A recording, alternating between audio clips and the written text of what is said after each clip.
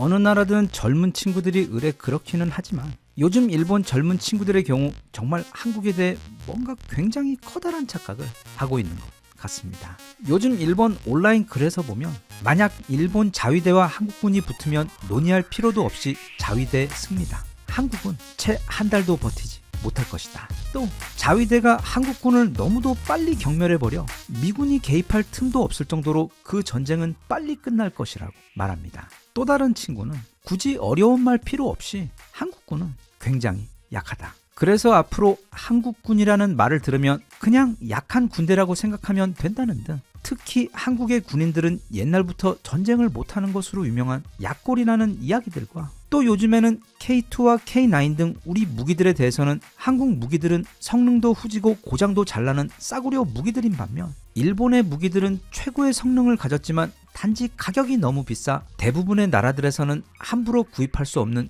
귀한 무기라는. 그래서 한국과 일본이 실제로 붙게 된다면 자위대가 한국군을 정말 순식간에 전멸시켜버린다는 대략 그런 귀여운 이야기들입니다. 옛날에 태식이 형이 인간은 죄를 지으면 반드시 그 벌을 받는 게 이치라는 말을 했었는데 일본의 경우 미국에게는 크게 벌을 받았지만 아직 정작 가장 큰 빚을 지고 있는 한국에게는 그 벌을 받지 못해 아직 한국과 한국인 무서운 것을 체험할 기회가 없었기 때문에 그런 듯하여 그래서 그 방산 기사들에 대해 요즘에는 또 뭐라고 하는지 몇 개 더 살펴보고 이후에는 그 귀여운 뻘소리들이 얼마나 요즘 세상 돌아가는 것 모르는 소리들인지 최근 엄청나게 그 판이 바뀌어버린 양국의 현재 무기 상황과 실제 군사력을 한번 비교해 보겠습니다. 아무래도 최근 가장 많이 올라왔던 기사는 또 그래서 일본에서도 크게 보도가 되었던 소식들은 전부 다 우리 무기 수출 관련 이야기들입니다. 그 중에서도 먼저 우리 KF-21 관련 소식들의 경우 일본 언론들의 교묘하게 깎아내리는 기사들이 대부분이고 또 그래서 그 댓글들도 보면 앞뒤 없이 급발진하며 다짜고짜 우리 KF-21을 쓰레기라고 부르며 한심하게 인도네시아나 상대로 영업하고 있고 또 우리를 보고 미친 김치라는 새로운 별명을 지어준 고마운 분이 계셨는데 참고로 이 인도네시아 이야기는 솔직히 우리도 들으면서 갑자기 온몸에 뼈가 몹시 아픈 이야기이기 때문에 우선 인정해주고 하지만 이 미친 김치라는 표현은 정말로 우리가 김치의 민족인 것도 맞고 또 솔직히 말해 다들 살짝 좀 미친 것도 맞기 때문에 이거 듣자마자 와 별명 정말 너무 좋은데 라는 생각이 들어 무척 고맙게 느꼈습니다. 그리고 어떤 친구는 우리나라는 항공모함이 물에 잠기고 주저앉는 육상 차량에 엔진이 불타는 전투 차량도 있다며 어째서 그런 불량품을 만드는데 세금을 낭비하고 있는데도 우리 국민들이 화를 내지 않는 것인지 궁금하다며 댓글을 달아주었는데 일단 우리나라에는 아직 물에 가라앉힐 항공모함이 없기 때문에 뭔가 착각을 하고 있는 것 같고 또 우리나라 국민들로 말하자면 그냥 가만히 있을 때에도 만사의 화가 넘치는 사람들인데다 심지어 좋아 웃을 때마저도 옆에 사람을 패거나 아니면 자기 허벅지라도 때리며 웃어야 직성이 풀리는 일종의 분노 성애자들이기 때문에 딱히 우리 화는 누가 걱정해줄 필요가 없으며 한편 그 주저앉은 육상 차량과 그리고 불타는 전투 차량은 뭘까도 곰곰이 생각을 해봤는데 아마도 어제 우리 싱크홀 사고 뉴스를 보고 그리고 저번에 벌어진 청라 사고를 두고 하는 이야기인 듯하여 이래저래 우리나라에 참 관심이 많은 고마운 친구라고 생각되었습니다. 다음은 여기 보이는 우리 K2 폴란드 대박 수출이나 루마니아 자주포 수출 그리고 호주 레드백 수출과 같은 소식을 다룬 기사들에 달렸던 댓글들을 추려본 것인데 어떤 친구는 한국산 전차들은 해외에서도 혹평을 받고 있는 데다 또 한국산 자주포들은 그나마 다른 나라들의 자주포 성능을 따라잡을 수나 있는지 한국은 그저 어떻게 해서든 싸게만 만들어서 파는 것 같다는 그래서 루마니아가 한국 세일즈맨에게 속았다고 써져 있었고 레드백 호주 수출에 대해서 또한 한국은 무기 개발 능력이 낮은 국가로 저런 그저 저렴한 개발비로 만든 싸구려 무기를 호주가 제대로 알아보지도 않고 한국 세일즈에 당했다는 등 전체적으로 우리나라 무기의 질이 굉장히 떨어지지만 또 반면 그런 후진 무기들을 엄청나게 파는 세일즈 능력은 뛰어나다는 비난과 칭찬이 섞인 그런 이야기들이 많았습니다. 그런데 한편 이렇게 의외로 또 일본 메이저 언론에서 마치 오직 천년에 한 번만 핀다는 신비한 꽃 우담바라처럼 한국의 KF-21이 잘 팔릴 것 같다는 칭찬 기사가 나오자 참고로 저 칭찬 기사의 뒷부분은 굉장히 음흉한 욕이었습니다. 그 기사를 읽은 일부 일본 친구들은 댓글로 어째서 최첨단 전투기 같은 일본이나 할 수 있는 것을 자기들도 할 수 있다고 착각하는 것인지. KF-21은 레이더도 미국에게 퇴짜마자 구하지도 못하고 있는데 무슨 국산화 전투기 타령을 하냐는 글이 달렸었고, 세계 대부분 국가들은 일본처럼 부유하지 않기 때문에 비싼 고급 일본 전투기 대신 저런 저렴한 수준의 전투기에 대한 수요도 분명 있을 것이라는 이야기. 그리고 가격이 저렴한 건 좋지만 그걸 조종사의 목숨과 국가의 안전과 맞바꾸는 것은 아닌 것 같다는 댓글을 달아주었습니다. 진짜 걱정이 되는 게, 일본이 아날로그를 좋아해서 아직도 도장이나 팩스 같은 걸 쓰고 있는 것은 알고 있는데 아직 인터넷도 안 들어오는지는 오늘 처음 알았습니다. 일단 우리 무기 관련 요즘 소식을 정말 아무것도 모르고 있는 것 같고, 또 무엇보다 일본에는 그 최첨단 일본 전투기라는 게 없기 때문입니다.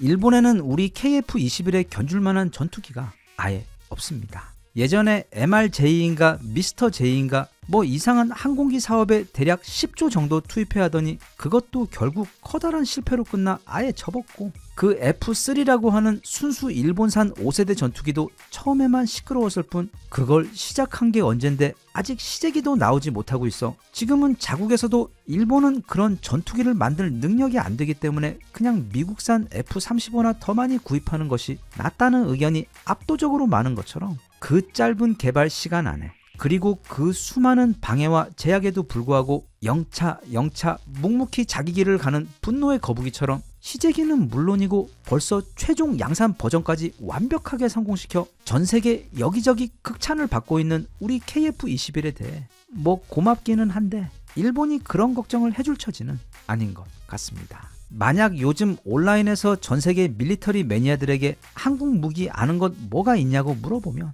마치 우리나라 아이돌들이 지금은 세계 최고의 아이돌 대접을 받으며 독일 할머니나 아프리카 아저씨들까지도 알 정도로 유명해진 것처럼, 특히 우리 K2와 K9은 거의 슈퍼스타급 인지도와 인기를 누리고 있고, 그 외에도 한국의 장갑차 레드백 역시 최근 호주에서 무려 독일 장갑차를 누르고 수주를 따내며 누구나 다들 알게 되었고, 그리고 무엇보다 이 KF-21에 대해서는 그냥 말해봐야 입만 아픕니다.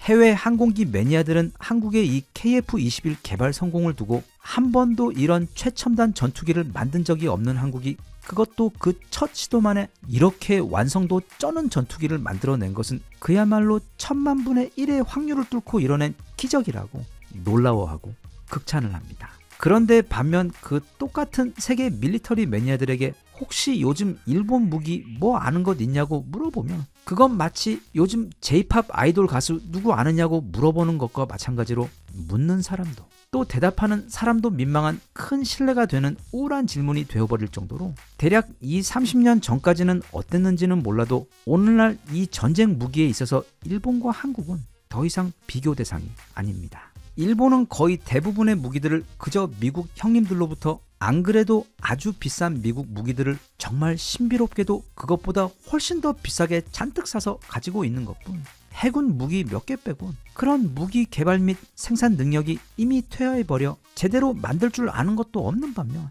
우리 대한민국은 육해공 무기 모두를 직접 자국 기술로 다 생산하는 것은 물론이고 게다가 그 무기들 하나하나가 전부 다 글로벌 시장의 무기 경쟁에서 1위를 하고 있거나 최소 탑을 찍고 있는 데다 재래식 무기는 당연하고 전투기나 최첨단 미사일 같은 무기까지도 지난 70년간 그 개발도 생산도 쉬지 않고 업그레이드하며 달려온 그 결과 조만간 전 세계 탑4의 방산 강국으로 올라갈 것으로 전망될 정도로 성능과 생산력, 거기다가 가격에다 납기와 AS 서비스까지 거의 완벽한 경쟁력을 갖추고 있는 전 세계 방산 초강대국입니다. 그런 우리 대한민국과 어디 바퀴 빠지는 장갑차에 무슨 국민들 데려다 놓고 하는 시범에서 궤도가 빠져버리는 신비한 쇼를 보여주는 듣보잡 전차에다 혹시 적군의 수류탄이 모자랄까봐 저 골판지 같은 작은 방패 뒤에 모여 앉아 기다리는 군인들을 가진 그런 나라에서 걱정해줄 필요가 없는 나라입니다. 그리고 한국과 전쟁을 하면 자위대에 의해 우리 한국군이 채미군이 개입할 틈도 없이 순식간에 전멸해 버릴 것이라고 했는데, 사실 그건 요즘 군대에 가 있는 어린 친구들을 보면 시대가 변해서도 그렇고 옛날보다는 확실히 군대가 많이 편해지기는 했지만 아직 이 대한민국의 남자의 압도적 대다수는 바로 40대 예비군들과 50대, 60대, 배불뚝 아저씨들입니다. 이 아저씨들은 장난 없습니다. 그리고 이 아저씨들 대부분은 대한민국 군대의 그 가장 어두웠던 암흑기에 군 생활을 하며 살아남은 살벌한 사람들로 유사시 총 한 자루와 탄약 100발, 그리고 장롱에 있는 그 개구리복 한 벌만 있으면 민간인에서 정말 그 주특기대로 즉시 전투에 투입되어 탱크, 자주포, 장갑차 몰고 잠수함과 전투기도 운용하며 폭탄을 설치하고 강을 도하하고 하늘에서 낙하산 타고 뛰어내리며 또 도시 곳곳에 숨어 원샷 원킬로 헤드샷 때릴 수 있는 최강의 저격수들로 즉시 변신할 수 있는 사람들입니다. 지금 대한민국에서는 강남역 같은 사람 많은 곳 아무데나 가서 그냥 주특기대로 사람 모으면 전국에서 여단급 인원 수백 부대는 단 하루 만에 모아 그날 밤 바로 다 작전에 투입될 수 있을 정도로 대한민국에는 그런 사람들이 적게는 1,500만 명, 많게는 2천만 명이나 있고, 그리고 무엇보다 이 전세대 아저씨들의 특징은 일본을 절대로 곱게 보고 있지 않다는 점입니다. 왜냐하면 그들은 그 모든 것을 아직도 똑똑히 머리와 가슴으로 기억하고 있기 때문입니다. 너무 당연한 것이기에 이제 세월이 지나 아무도 굳이 그걸 밖으로 꺼내 말로 하지 않아서 그렇지 다들 가슴 깊은 곳에 뭔가 뜨거운 것을 품고 있는 사람들로, 그게 언제든 그 운명의 기회만 온다면 그 백년묵은 한과 분노로 기꺼이 인간 사신이 되어 그 한을 폭발시킬 준비가 항상 되어 있는 그런 사람들입니다. 그래서 내가 적이라면 절대로 그런 상대와는 마주치지 않고 싶을 것 같습니다. 끝으로 한국은 육군이 넘사벽으로 강하고 일본은 해군이 강합니다. 그래서 일본은 제정신이라면 절대로 한국 땅에 들어오지 않을 것이고 우리는 상륙하고 싶지만 방법이 없습니다. 그래서 이 둘 사이 전쟁은 그렇게 영원히 승부가 나지 않을 전쟁이라고 바로 얼마 전까지만 해도 그랬습니다만, 이 세상에 절대로 영원한 것은 없는 법. 정말 하느님이 보호하사 갑자기 우리 트럼프 형님께서 우리 미사일들의 사거리 및 제한을 모두 풀어주어 우리 군의 그 살벌한 수많은 미사일들이 이제는 모두 일본 본토를 공격할 수 있게 된 것입니다. 그리고 이게 우리나라 미사일 패밀리의 맏형인 무려 탄두 9톤짜리 괴물 미사일인 현무5의 사거리입니다. 물론 절대로 그럴 일은 맹세코 없을 것이지만 일본은 물론 미국의 끄트머리인 알래스카까지 날아갑니다. 혹시 누가 오해라도 하실까봐 다시 한번 강조하지만 우리는 절대로 그런 상상조차 할 생각이 없습니다. 즉 이건 일본 입장에서 보면 우리 트럼프 원께서 그동안 한국으로부터 일본을 지켜주고 있던 가장 완벽하고 견고했던 투명 보호막을 어느 날 갑자기 확 걷어차버린 것입니다. 그래서 일본 정부가 어째서 그토록 트럼프를 싫어했는지 충분히 이해가 갑니다. 그래서 전쟁을 할 수 없다 뿐이지 만약 하게 된다면 2021년 이후 사실상 한국과 일본 사이 힘의 밸런스는 이미 깨졌습니다. 또 거기다가 일본에서 그렇게 약골이라고 비웃었던 우리나라 군인들, 특히 그 예비군과 중년 배불뚝 전사들이 실제 전투에서는 얼마나 싸우기 힘든 괴물들인지 영혼이 떨릴 정도로 체감하며 드디어 태식이 형의 명언이 현실이 되는 것을 모두가 목격하게 될 것입니다. 물론 절대로 그런 전쟁은 일어나지 말아야 하며 그 대신 빨리 북한하고 통일부터 되어 우리의 현재 군사력과 경제력에 북한의 핵과 미사일까지 추가되어 항상 상상만 하던 우리 한민족의 모든 잠재력이 깨어나는 그 통일 한국의 진정한 힘과 파괴력을 직접 볼 수 있는 날이 꼭 왔으면 좋겠습니다.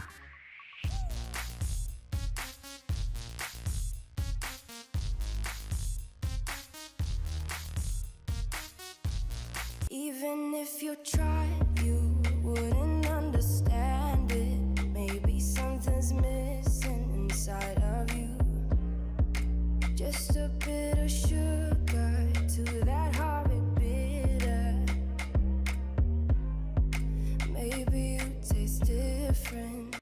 본인 나이가 지금 대략 40만 넘은 분들만 하더라도 옛날에는 주말 같은 때에는 그냥 집에라도 있으려고 해도 제발 집에 있지 말고 좀 밖에 나가 친구들하고 놀라며 그렇게 마치 쫓겨나듯 집에서 나가 밖에서 한참 놀다가 늦은 밤이 되어서야 집에 들어가는 게 일상이었고, 그저 그렇게 항상 친구들과 또는 자연과 어울리며 신나게 노는 것이 일상이고 삶이었습니다. 당시의 유년 시절에는 뭔가 따뜻한 낭만이 있었습니다. 그런데 다들 알다시피 요즘 아이들의 세상은 좀 많이 다릅니다. 물론 세월도 많이 흘러 이제는 시대가 아예 다르고 기술 덕분에 살아가는 환경도 다르기 때문에 그럴 수도 있지만, 그럼 세상이 더 발전했으니까 요즘 아이들도 더 행복해야 하는데 실상은 오히려 그 정반대처럼 보입니다. 일단 겉으로 보기에는 좋아 보입니다. 아이들이 우리 때보다는 먹는 것이 워낙 좋아 키도 훨씬 크고 또 더 잘생겼으며 발육이 좋은 것은 맞지만,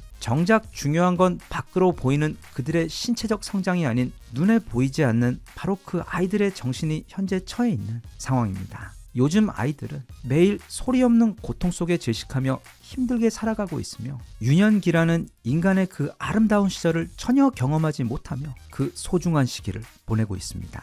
그 캐캐묵은 공부 스트레스와 방과 후 학원 뺑뺑이를 말하려는 게 아니라, 그건 너무 거대한 문제라 현재 당장 뭘 어떻게 할 수 없는 것이기에 차치한다고 하더라도 그 아이들이 그 나머지 시간을 보내는 방법에 대해 말하려는 것입니다. 아이들은 공부하거나 잠을 잘 때를 빼고는 심지어 길을 걸어갈 때에도 모두 스마트폰을 하고 있습니다. 한 조사에 의하면 하루 평균 약 7시간을 한다고 합니다. 그리고 그들이 매일 그 7시간을 스마트폰 화면을 통해 남자아이들의 경우 거의 대부분이 게임을 하고, 여자아이들의 경우는 인스타그램과 같은 SNS에 사진을 올리거나 댓글을 달고 읽으며 시간을 보냅니다. 그런데 매일매일 쌓이고 있는 그 화면 속 7시간이 그 아이들이 세상과 직접 접하며 배우고 성장할 시간을 모두 빼앗아버리고, 특히 여자아이들의 경우 그들의 삶을 지옥으로 만들고 있습니다.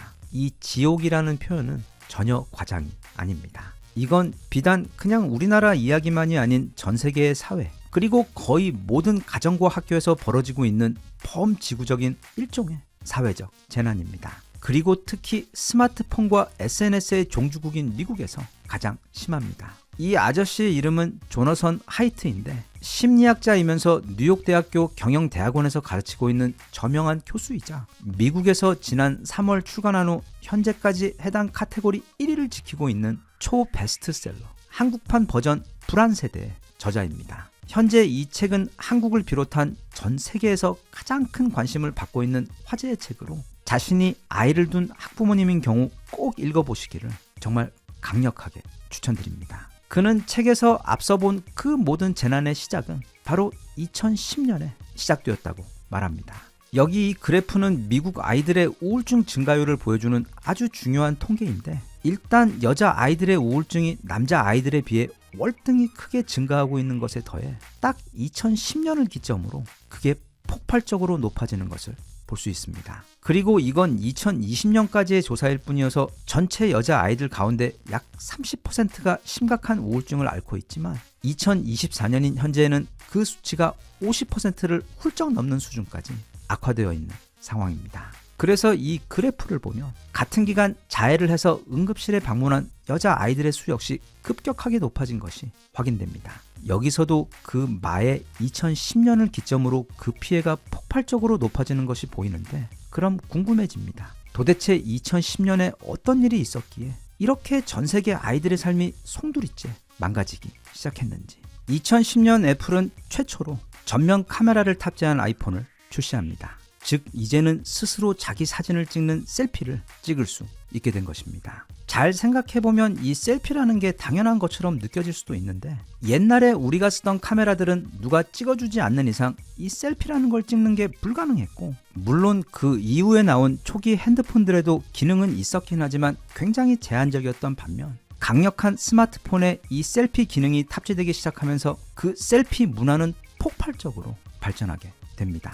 즉 이 셀피라는 것은 어찌 보면 굉장히 새로운 문화입니다. 그리고 같은 해인 2010년 겨울, 그런 셀피를 올리고 서로 평가하는 최대 SNS 스마트폰 앱인 인스타그램이 출시되었습니다. 즉 2010년부터 아이들은 스마트폰으로 자기가 직접 자기 사진을 찍을 수 있게 되었고, 또 그걸 아주 쉽게 인스타그램에 올려 친구들은 물론 전 세계인 모두로부터 평가를 받을 수 있게 된 것입니다. 무대 위에 올려져 엄청난 다수에게 평가를 받게 된다는 건 어찌 보면 마치 스타가 된 듯 행복한 일처럼 느껴지기도 하지만, 한편 그건 그 수많은 악평들을 보게 되며 전에는 한 번도 겪어보지 못한 수준의 고통스러운 상처를 마음에 입게 된다는 뜻이기도 합니다. 그런데 여기에는 또 다른 커다란 문제가 한 가지 더 있습니다. 인스타그램에 자기 사진을 올리고 평가를 받는 것은 나 혼자만이 아닌 다른 여자아이들이 올린 사진들도 볼 수 있기 때문에 자연스럽게 서로 비교가 되고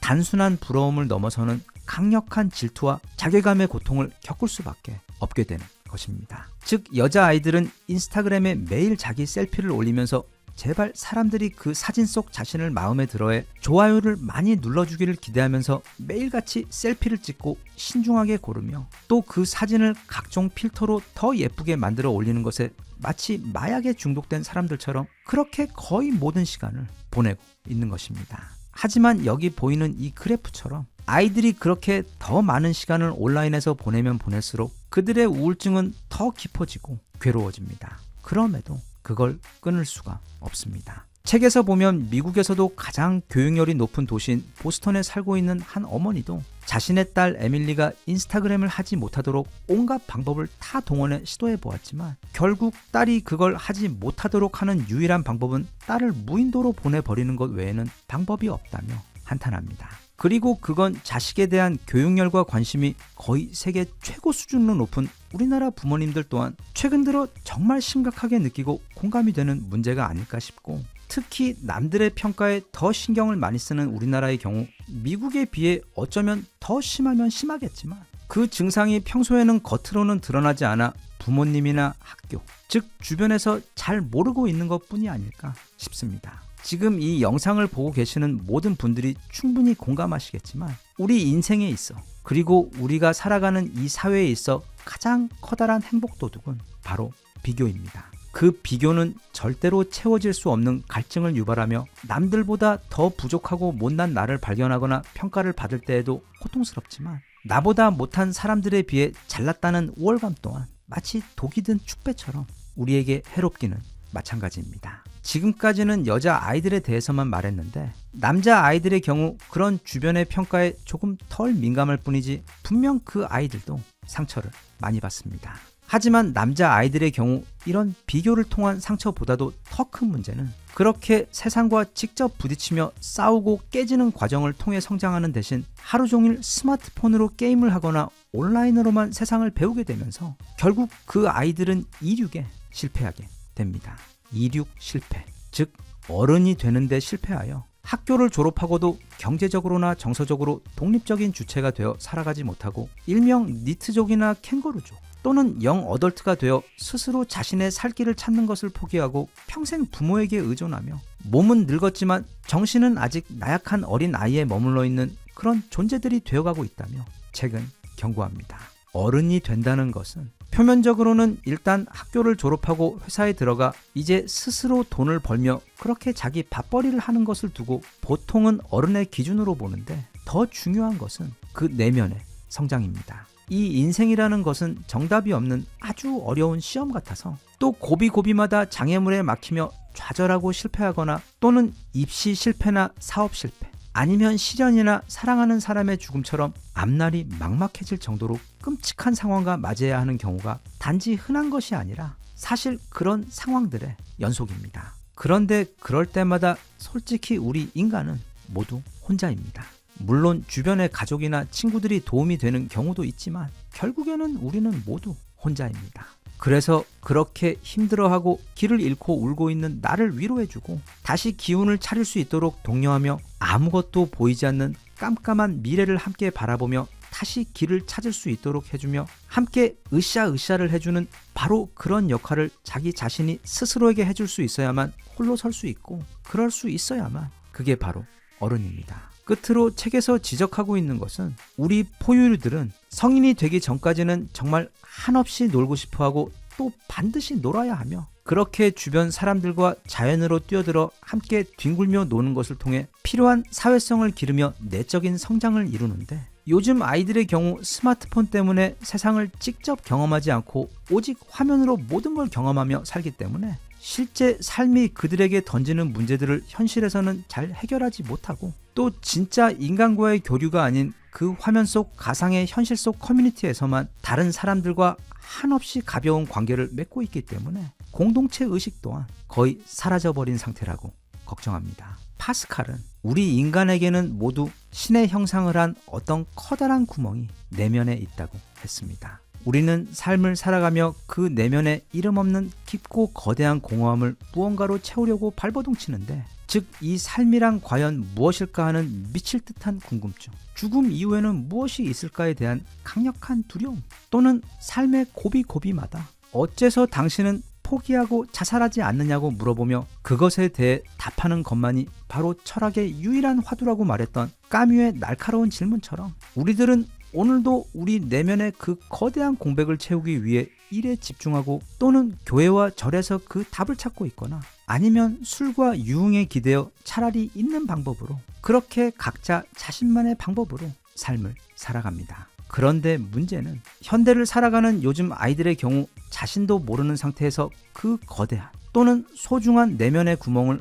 온갖 쓰레기를 펌프질하며 채워넣고 있는 것이나 마찬가지라고 책은 설명하며, 이제는 그 피해가 이미 너무도 심각한 수준까지 왔기 때문에 테크 회사들과 정부, 그리고 학교, 무엇보다 각각의 가정에서 이 문제를 진지하게 받아들이고 그 해결책을 찾아 당장이라도 시작을 해야 한다고 당부합니다. 부디 앞으로는 기술이 인간에게 유익한 방향으로 발전하고, 또 우리 사회에서도 안전하고 건설적으로 활용되어 다음 세대 아이들의 삶에는 우리 어릴 때 느꼈던 그 꿈같은 유년의 여유와 낭만이 다시 삶으로 돌아와 모두 누릴 수 있었으면 좋겠습니다.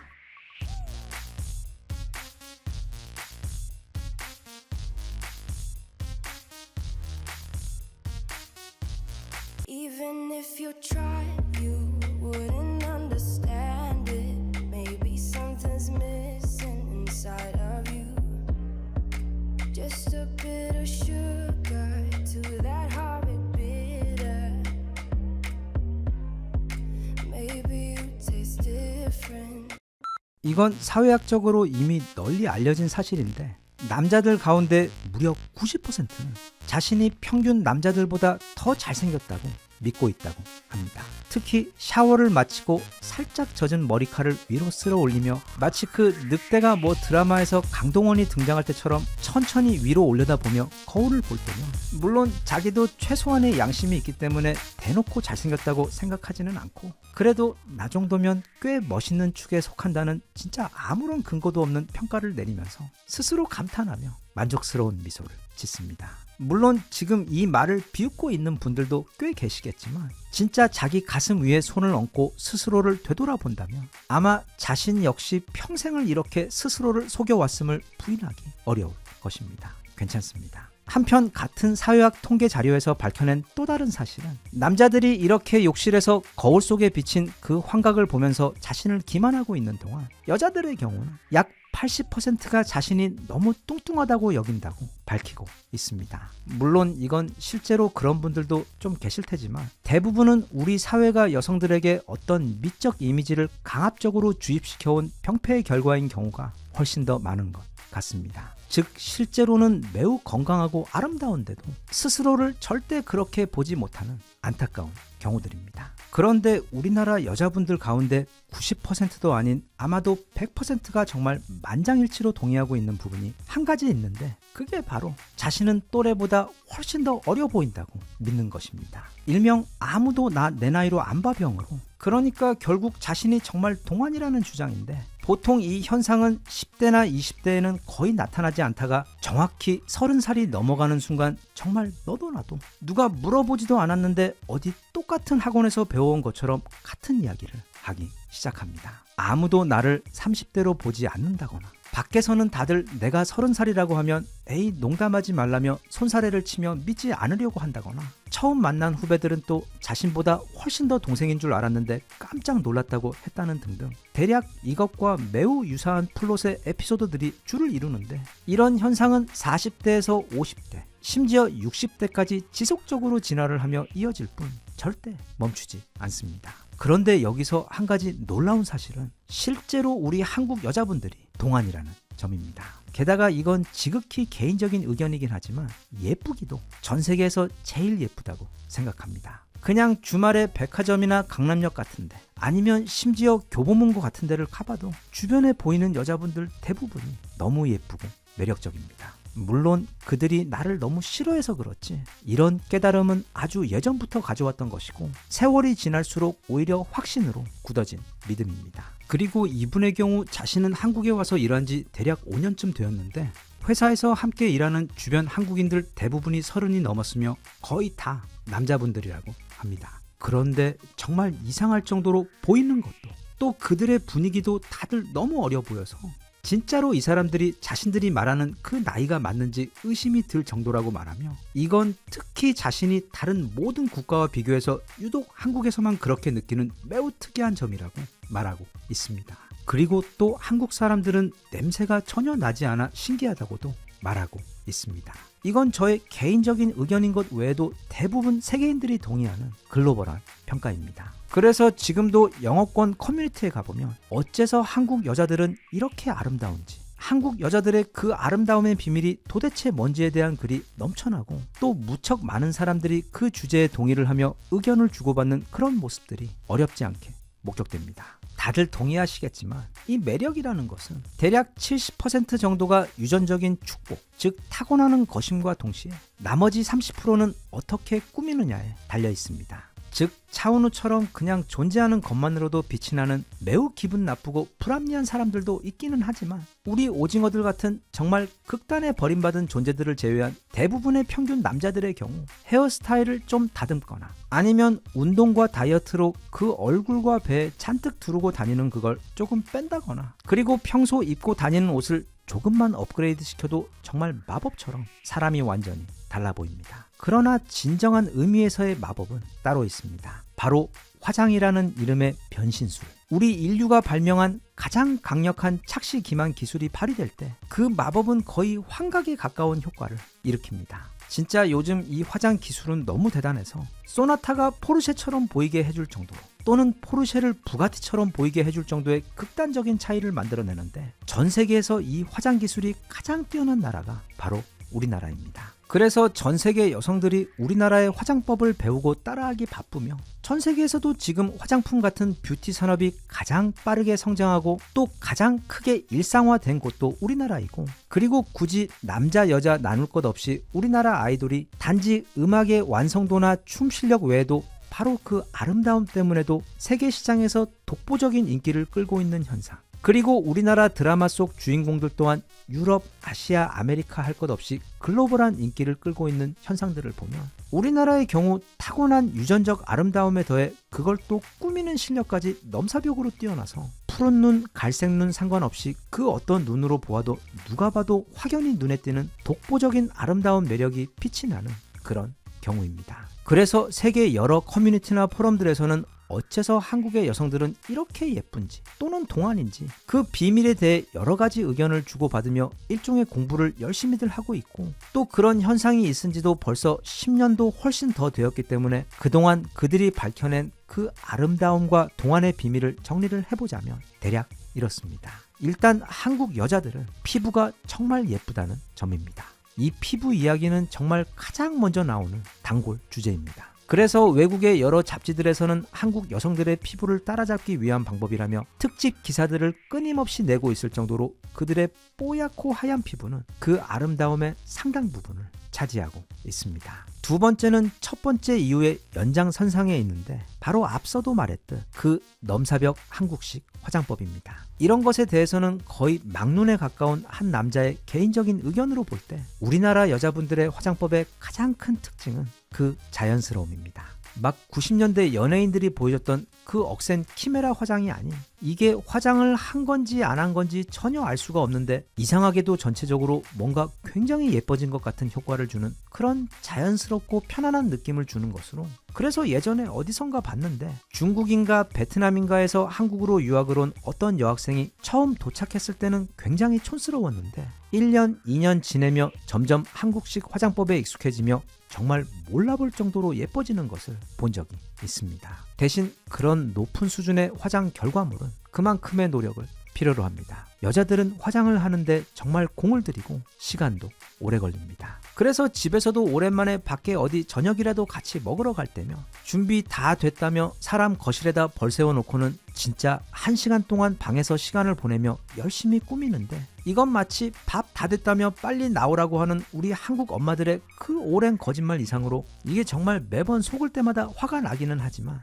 또 그 결과물을 보면 정말 매번 감탄을 하게 되며 기다림의 괴로움 따위는 금세 잊게 됩니다. 세 번째 이유는 바로 성형수술입니다. 너무 과한 것 말고 특히 쌍꺼풀 수술 같은 경우는 아주 작은 터치로 평범한 얼굴이 정말 매력적인 인상으로 바뀌는 경우를 많이 보았기 때문에 바로 그런 성형수술 실력이 전 세계에서 최고인 우리나라이다 보니까 유전적 아름다움에 더해 때론 본인도 몰라볼 정도의 최고의 화장 기술, 그리고 거기다 더해 약간의 의술의 도움까지 더해지다 보니 정말 최강의 미적 효과가 발휘되는 듯 보입니다. 그리고 외국인들이 분석한 한국 여자들이 정말 예쁜 마지막 이유는 바로 우리 한국 사회의 미적 기준이 살짝 비정상적으로 높다는 점입니다. 아마도 바로 그 점이 외국인들이 볼 때는 우리나라 길거리를 걷다 보면 이게 너무 예쁜 여자들, 그리고 멋진 남자들이 정말 너무 많은데도 정작 한국인들 본인들이 평가할 때는 그런 외국인들이 이상하게 생각될 정도로 이해가 되지 않는다고 여기는 것처럼 우리 한국인들의 미적 기준은 아마 전 세계에서도 가장 높을 정도로, 좀 지나칠 정도로 높습니다. 거기다 더해 우리 한국 사람들은 또 주변 사람들의 시선을 크게 의식하는 특징 또한 가지고 있기 때문에 그런 높은 기준에 맞추기 위해 노력하다 보니 우리나라의 뷰티 산업과 성형수술 시장도 엄청나게 커지고 동시에 평균 국민들 대부분의 미적 수준도 엄청나게 높아지는 결과가 나온 것으로 보입니다. 영어권 격언에 보면 이런 말이 있는데 바로 아름다움이라는 것은 그 대상이 아닌 그걸 보는 눈에 있다는 말입니다. 즉 자신이 믿는 것에 따라 세상이 다르게 보일 수도 있다는 말입니다. 예를 들면 아주 옛날에 군대에 있을 때 이제 막 자대 배치를 받은 짝대기 1개짜리 힘없는 이병이었을 때 이제 부대원들이 자기 위해 밤에 내무반 불이 꺼지는 즉시 일어나 모기를 쫓기 위해 방에 F킬라를 뿌려야 했습니다. 그런데 어느 날 마침 F킬라가 떨어진 것입니다. 이거 F킬라가 남아있는지 낮에 미리미리 확인하지 않은 걸 알게 되면 그 하늘처럼 무서운 고참들에게 또 크게 혼이 날 아주 큰일이었습니다. 그래서 할 수 없이 가슴을 잔뜩 졸인 채 마치 아무 일도 없는 것처럼 그 깜깜한 네모반을 조심조심히 돌며 입으로 칙칙 F킬라 뿌리는 소리를 내며 돌고 있는데 갑자기 그때 부대에서 가장 무섭기로 유명했던 한 고참 병장이 자다 말고 갑자기 화를 펄컥 내면서 했던 정말 무서운 말이 기억이 납니다. 눈 따가우니까 적당히 뿌리라고. 그렇습니다. 우리 원효 대사님의 가르침은 옳았습니다. 인간은 정말 마음 먹은 대로 해골물에 담긴 물도 정말 맛있게 드링킹할 수 있고 소리만 나는 F킬라도 눈을 따갑게 할 수 있는 것입니다. 부디 그 가르침이 오늘날을 살아가는 우리에게도 계속 이어져서 우리 오징어들도 다들 용기를 가지고 살아갔으면 하고, 또 외적으로 이미 지나칠 정도로 아름다운 우리나라 여성분들, 그리고 잘생긴 남자분들 또한 남들이나 외부의 평가가 아닌 어쩌면 보다 내 행복에 훨씬 더 크게 도움이 될 나 자신을 위한 내적 만족감과 아름다움으로 관심을 돌려 그렇게 안과 밖 모두가 아름답고 충만한, 외부의 칭찬이나 평가가 없어도 스스로 이미 충분하고 행복한 삶이 되었으면 좋겠습니다.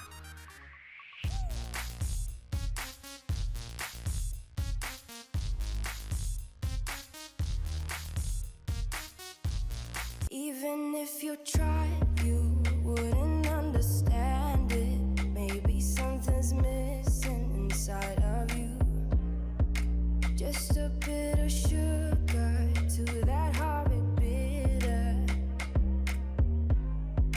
Maybe you taste different. 참고로 이건 개인적으로 아주 오랫동안 가져온 생각인데 우리나라 공교육 또는 전 세계 모든 공교육에서 반드시 있어야만 하지만 정말 희한하게도 어디에서도 찾아볼 수 없는 과목이 바로 경제 과목 또는 금융 과목입니다. 우린 모두 자본주의라는 바다 안에서 살고 있는 물고기들인데도 그 누구도 이 바다에 대해 가르쳐주는 곳이 없습니다.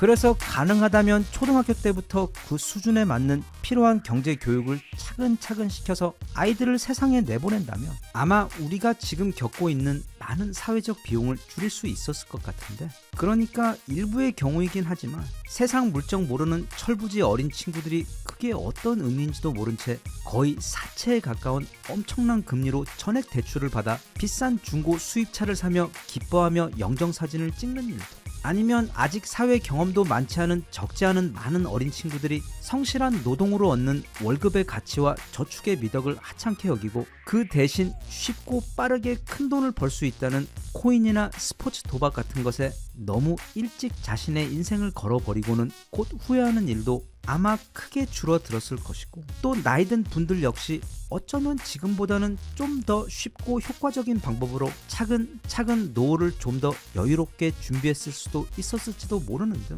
이 경제 공부라는 게 인생에 있어 정말 너무도 중요한데도 학교 공부에 밀려 이게 늦어도 너무 늦게 시작되는 것 같아 지금 우리 모두는 그로 인한 어마어마한 사회적 비용을 감당하며 살고 있는 게 아닌가 싶습니다. 그런데 그런 커다란 사회적 비용을 감당하는 것은 비단 우리나라뿐만이 아닙니다. 영어 표현에 보면 paycheck to paycheck이라는 표현이 있습니다. paycheck이란 월급을 뜻하는 단어이기 때문에, 즉 사실상 예금이 없이 이번 월급으로 한 달을 살아가는 것을 뜻하는데, 그러면 한 달 월급이 끊겨버리면 당장 생활에 문제가 생깁니다. 이건 매우 심각한, 그리고 너무 아슬아슬한 경제 상황인데, 놀랍게도 우리가 엄청난 부자 나라로 알고 있는 스위스의 경우 무려 인구의 40%가 바로 이렇게 살아가고 있습니다. 네, 그 나라 1인당 GDP는 무려 9만 3천 불이 넘고, 그래서 인구 한 명당 평균 연수입이 우리 돈으로 1억 3천만 원이나 되지만 그건 통계의 함정일 뿐, 아주 극소수의 말도 안 되는 부자들이 그 부의 대부분을 가지고 있을 뿐, 스위스의 노동자들 가운데 무려 40%가 다음 달 월급이 끊기면 당장 생활에 문제가 생기는 그런 경제 상황에 놓여 있습니다. 그런데 아직 더 놀랄 일이 많이 있습니다. 스위스의 옆나라이자 세계 경제 제2위 국가인 독일의 경우는 그런 가정이 무려 50%에 달합니다. 북미의 최고로 행복하고 부자 나라인 캐나다 역시 47%가 그런 가정들이고, 영국 역시 국민들 가운데 3분의 1이 만약 단 한 달치의 월급이 들어오지 않으면 즉시 생활이 불가능해지는 경제 속에 살고 있으며, 미국 포브스지의 조사에 따르면 미국인 4명 중 1명이 $1,000 미만의 예금을 가지고 있고 3명 중 1명은 $500, 즉 우리 돈 65만 원 이하의 예금만을 가지고 있습니다. 이건 소위 선진국이라는 나라들의 상황이 이런 것으로, 일부 유럽 국가들과 또는 동남아 등 그 국가들보다 더 좋지 않은 상황에 있는 나라들의 경우는 훨씬 더 심각합니다. 참고로 우리나라의 경우 통계청 조사를 보면 40살 이하 가장이 있는 가구의 경우 가구 평균 순수 저축액이 6,073만 원이며 중앙값은 약 3,300만 원으로, 여기에다 맡겨놓은 집 월세 또는 전세 보증금이 더해지게 되면서 총 현금 자산으로 계산됩니다. 이 말은 첫째는 우리나라에서 사는 것이 요즘 그렇게 헬조선 말이 나오는 것처럼, 물론 우리나라에서 사는 게 여러 의미로 정말 빡세기도 하고, 또 특히 요즘 같은 경우처럼 여러 가지 정말 마음에 들지 않는 점이나 상황들도 분명히 존재하기는 하지만, 막상 실상을 들여다보면 인구 5천만이 넘는 세계 주요 경제 대국들 가운데 미국이나 유럽의 많은 선진국들 포함 다른 나라들에 비해 우리나라는 그래도 꽤 살기 좋은 곳, 어쩌면 가장 살기 좋은 곳이라는 점이며, 둘째는 우리나라는 물론이고 외국의 경우도 이 기본적인 경제와 금융 공부의 부재와 그 피해가 매우 심각하다는 뜻입니다.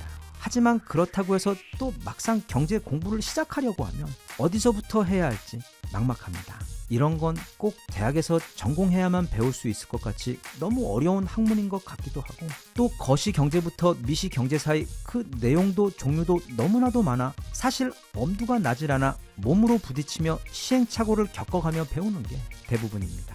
그런데 너무도 다행히도 요즘에는 이 인터넷이라는 게 있어서, 그 중에서 특히 이 유튜브라는 게 있어서 그 안에서 각계 다양한 종류의 엄청난 전문가분들께서 심오하고 거창한 경제 이론 따위가 아닌 실제 우리 일반인들 눈높이에서 지금 당장 내게 필요한 경제 지식들과 지금 나와 우리나라 주변의 경제 상황이 어떻게 돌아가고 있는지를 너무나도 알기 쉽게 가르쳐주고 있어. 본인 의지만 있고 또 손에 스마트폰만 있다면 얼마든지 내게 황금처럼 귀한 경제 지식들을 비교적 쉽게 습득할 수가 있습니다.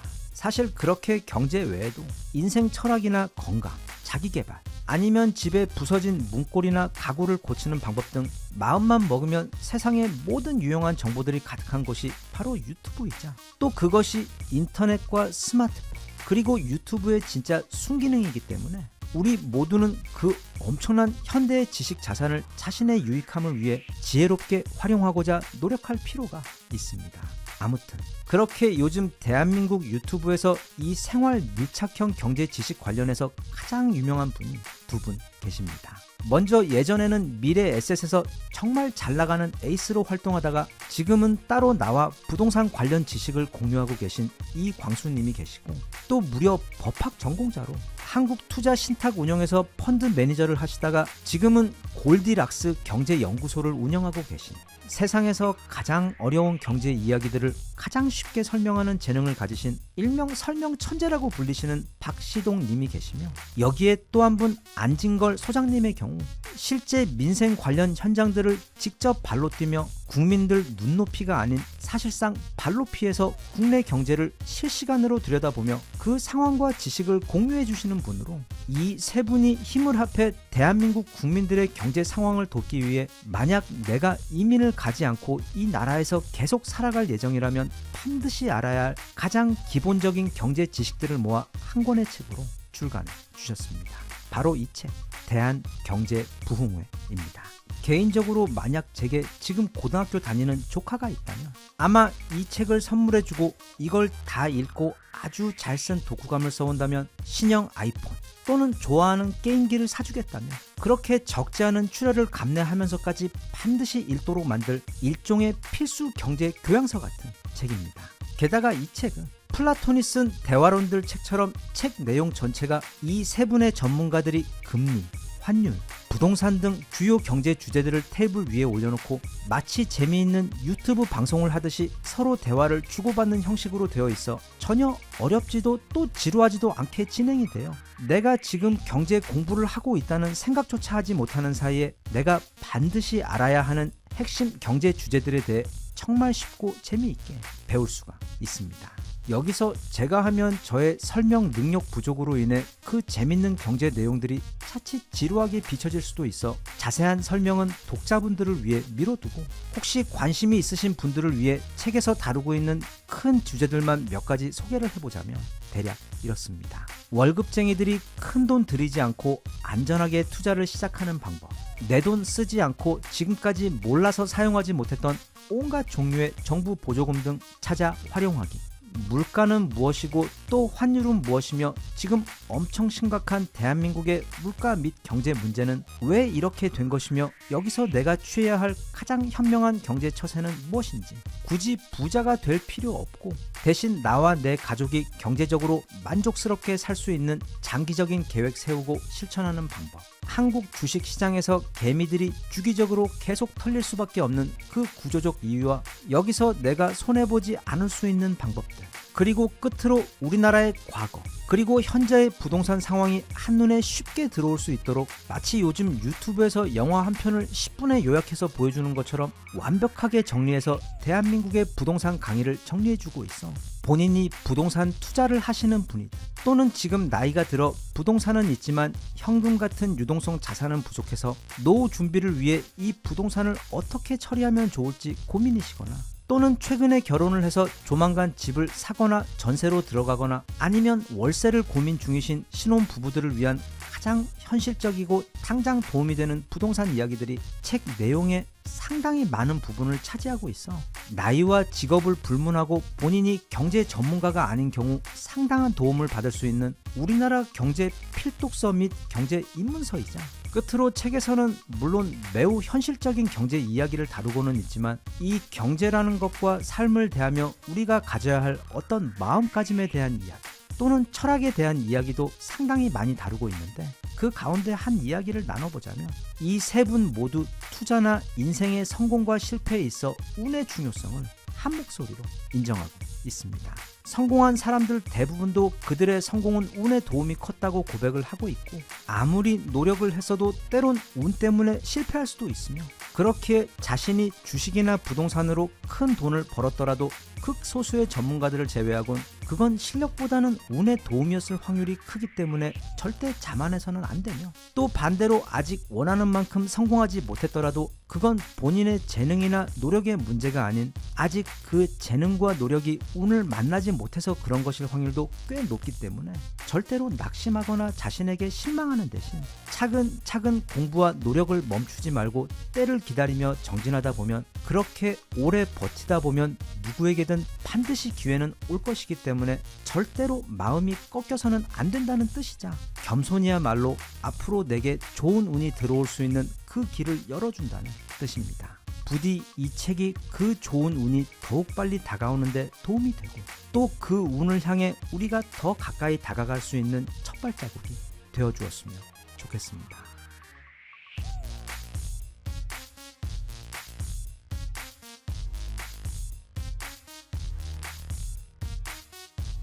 Even if you tried, you wouldn't understand it. Maybe something's missing inside of you. Just a bit of sugar to that heart bitter. Maybe you taste different. 우리 대한민국의 두 번째 한강의 기적이 시작되었습니다.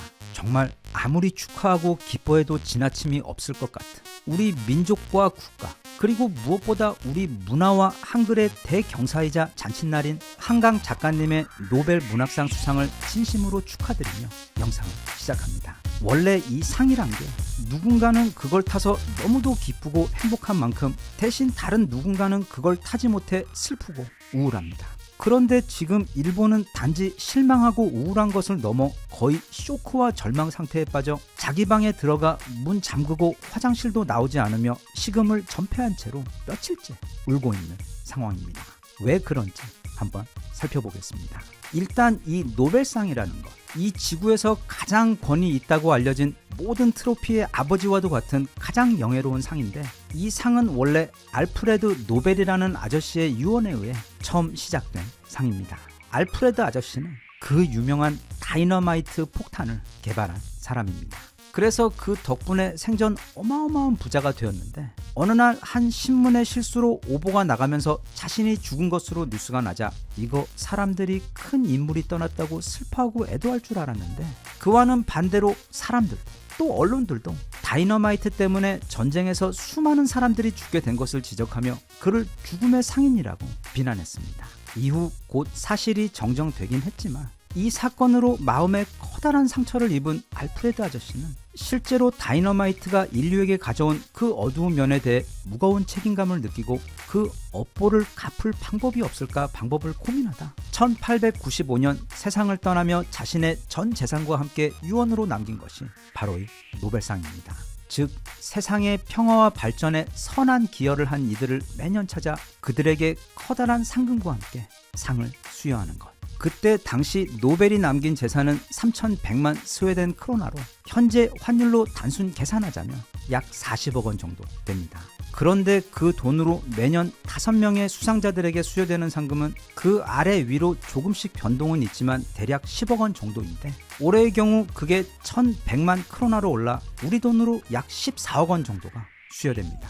아무튼 그래서 매년 최소 약 50억 원 이상이 상금으로 나가 자칫 진작의 재정이 모두 고갈될 수도 있었는데, 노벨 재단의 골드만삭스 뺨치는 끝내주는 재테크 능력 덕분에 오직 그 초기 자금의 투자 이자만으로 지난 119년 동안 매년 그 모든 상금을 충당하고도 이익이 많이 남아 현재 재정이 거의 3억 달러, 즉 우리 돈 4천억 원에 달할 정도로 재정이 아주 튼튼합니다.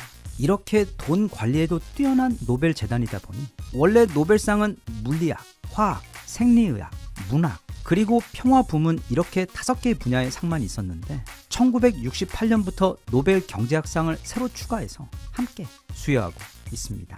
자, 이제부터 정말 중요한 이야기, 노벨 문학상 이야기입니다.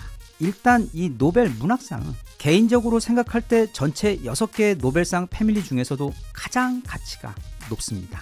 그 가치의 경중을 제가 감히 논할 수는 없는 것이긴 하지만 물리학, 화학, 생리의학 그리고 경제의 경우 그게 인류 발전에 크게 이바지하는 것은 맞지만 아직은 기술의 영역에 있는 것이고 노벨 평화상의 경우 그게 정치적으로 큰 영향을 받다 보니 종종 사람들의 공감을 사지 못하는 경우가 꽤 있는 반면 이 노벨 문학상의 경우 이건 기술이 아닌 가장 높은 수준의 문화에 대한 인정이자 경외의 증명입니다. 상 제목이 문학이긴 하지만 일전에 프랑스 사르트르 아저씨와 또 까뮤가 수상자로 선정된 것처럼 여기에는 철학까지 넓게 포함이 됩니다. 제가 지금도 정말 좋아하는 영화 죽은 시인의 사회에서 또 제가 정말 좋아하는 배우 로빈 윌리엄스 극 중에서는 키팅 선생님께서 그들이 만든 문학 동아리 죽은 시인의 사회 첫 수업 때 학생들에게 하신 말씀 중에 보면 의학, 법률, 금융 이런 것들은 모두 삶을 유지하는 데 필요한 기술들이지만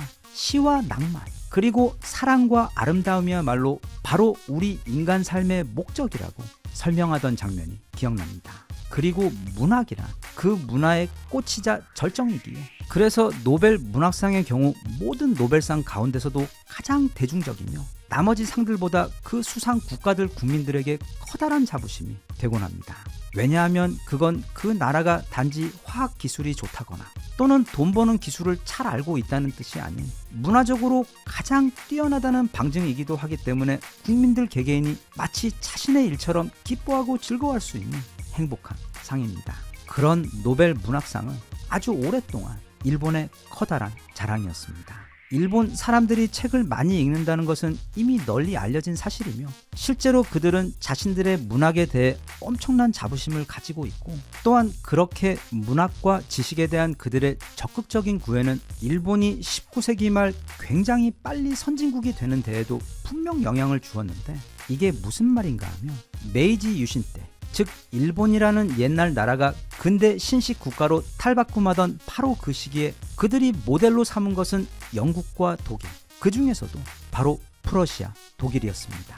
그래서 일본은 재빨리 프러시아의 공교육 시스템을 일반 국민들에게 도입해 빠른 시간 내 공장에서 일할 노동자들과 군인들을 양성해냈고 동시에 사회 엘리트들을 위해서는 국가가 주도한 해외 인문학서 번역 기관을 만들어 당시까지 유럽에 존재하던 철학, 문학, 과학 외 모든 인문서들을 엄청난 퀄리티로 일본어로 번역해 일본 국내에서 책으로 출간하여 학생들과 국민들이 세계 최고의 철학과 문학을 자국어로 쉽게 접근할 수 있도록 만들었습니다. 바로 그런 인문학 지식의 빠른 수혈이 메이지 유신 이후 일본이 급격하게 성장하게 된 커다란 동력 중 하나입니다. 물론 우리가 역사에서 볼 수 있듯이 비록 지식이 엄청난 속도의 발전을 가져올 수는 있지만 그 발전의 열매를 어떻게 사용하는지에 대한 것은 지식과는 다른 지혜의 영역이기 때문에 공부 능력과 인격의 성장이 별개이듯 지식보다는 더 깊고 높은 수준의 또 다른 수양이 따라야 하는 것 같습니다. 아무튼 상황이 이렇다 보니 일본에서는 이 지구의 그 어떤 상보다도 바로 이 노벨 문학상에 목을 냅니다. 그리고 과거 1968년 국경의 긴 터널을 빠져나오자 설국이었다 라는 첫 문장으로 유명한 소설 설국의 작가 가와바타 야스나리가 일본 최초의 노벨 문학상을 타며 거의 우리 무슨 2002년도 이탈리아전 승리 때만큼 온 나라가 경사였고 약 30년 후 1994년에 다시 한 번 더 오에 겐자부로가 두 번째 노벨 문학상을 타며 이후 일본인들의 그 문학 어깨뽕은 지구 상층부를 뚫고 우주로 올라가 버렸습니다. 참고로 일본은 1000엔짜리 지폐와 다른 여러 지폐에서도 바로 일본의 유명 소설가들이 그 얼굴을 올리고 있을 정도로 이 문학에 대한 자부심이 남다릅니다. 그래서 그들은 일본이 낳은 최고의 근대 작가 중 한 명이자 제가 개인적으로 매우 드물게 좋아하는 일본의 지식인이며 제대로 된 역사 인식을 가지고 있는 바람에 일본에서는 의외로 안티가 굉장히 많은 무라카미 하루키에게 그 세 번째 노벨 문학상 희망을 걸고 거의 지난 20년간 매년 노벨상 발표날이 되면 그의 집 앞에 기자들이 장사진을 펼치고 온 국민이 기도를 올리고 있던 상황입니다. 올해도 당연히 그랬고 특히 올해는 아시아에서 수상자가 나올 확률이 거의 확정적인 해였기 때문에 그들의 기대와 흥분은 지난 1994년 이후 최고 수준까지 올라가 있던 상황에서 바로 우리 존경하는 한강 작가님께서 그 영예로운 2024년 노벨 문학상 수상자로 발표가 된 것입니다. 그 소식을 접하게 된 일본 국민들은 마치 자다가 갑자기 얼굴에 니킥을 맞은 것만큼이나 아마 깜짝 놀랐으며 그 충격이 너무도 심했을 겁니다.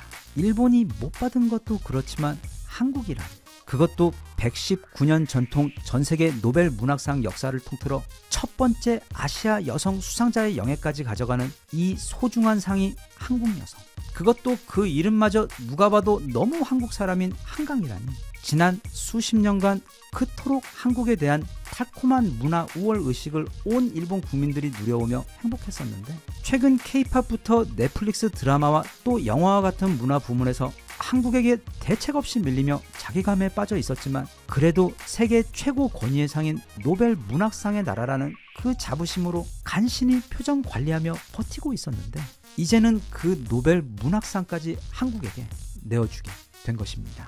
이걸 대놓고 실망하거나 또는 진짜 수준 떨어지게 막 평가절하하며 까내리게 되면 자신들이 더 비참해지고 슬퍼지기 때문에 일본 언론들도 그렇고 또 커뮤니티에서도 대놓고 그러지는 않고 애써 표정 관리하며 축하를 보내고는 있는데, 사실 절대로 괜찮을 리가 없다고 봅니다. 그래서 일부 언론 보도에서도 보면 NHK에서도 여러 멘트 중에서도 한국인이 노벨 문학상을 수상한 것은 이번이 처음이라는 이야기를 콕 집어 한다거나, 요미우리 신문 또한 한국인에게 노벨 문학상이 수상된 것은 이번이 사상 처음이라며, 그 한국은 노벨 문학상이 처음이라는 이야기를 상당히 강조하며 이미 2번 수상한 일본을 억지로 우위에 놓으려는 듯한, 그러니까 이게 분명 사실이고 칭찬인 것 같기는 한데 뭔가 찝찝하고 다른 의도가 깔린 음습한 멘트처럼 느껴지는 부분도 있고, 또 고노스 유키코라는 일본의 유명 번역가 역시 수상 소식을 칭찬하며 세계에서 사용하는 인구가 많지 않은 한국어로 작품을 썼다는 점이 인상적이었다는 문구를 넣었는데, 아니 그럼 한국 사람이 한국어로 글을 쓰지 무슨 히라보로 글을 쓰라는 말인지, 마찬가지로 매우 개운치 않은 그 음침한 교토식 표현으로 멘트를 하고 있는 것으로 보아 자존심 때문에 절대 겉으로는 표현을 하지 못하고 있기는 하지만 그 충격이 상당하며, 이제 앞으로 아시아에서 노벨 문학상 수상자가 다시 나오려면 대략 10년 이상 더 지나야 하기 때문에 일본의 그 문학 자부심에 받은 타격의 후유증도 상당히 길고 오래 갈 것 같습니다. 이미 다들 많이 아시겠지만 한강 작가님의 아버지는 옛날 강수연 배우님이 출연하셨던 아제아제 바라아제 영화의 원작 소설의 작가이신 한승원 님이십니다. 즉 한강 작가님은 태생부터가 엄청난 부수저이자, 또 우리나라는 최근 들어 갑자기 이렇게 문화적으로 엄청난 실력을 보이고 있는 게 아니라 우리나라와 우리 민족은 지난 무려 5,000년의 시간 동안 그 대부분을 전 세계 최고의 군사와 과학, 그리고 무엇보다 문화의 최강대국으로 군림을 하다 정말 아주 잠깐 약 100년 동안 암흑기를 거친 후 이제 다시 원래의 자리로 되돌아가고 있는 것 뿐입니다. 너무 기쁩니다. 그리고 너무 행복하고 자랑스럽습니다. 방산 수출을 한 500조 원어치 한 것만큼이나, 아니 그 이상으로 배가 부릅니다.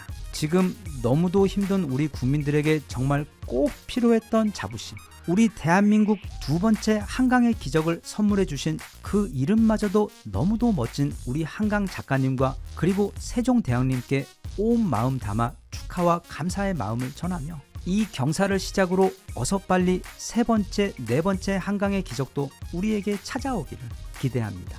한강 만세, 한글 만세.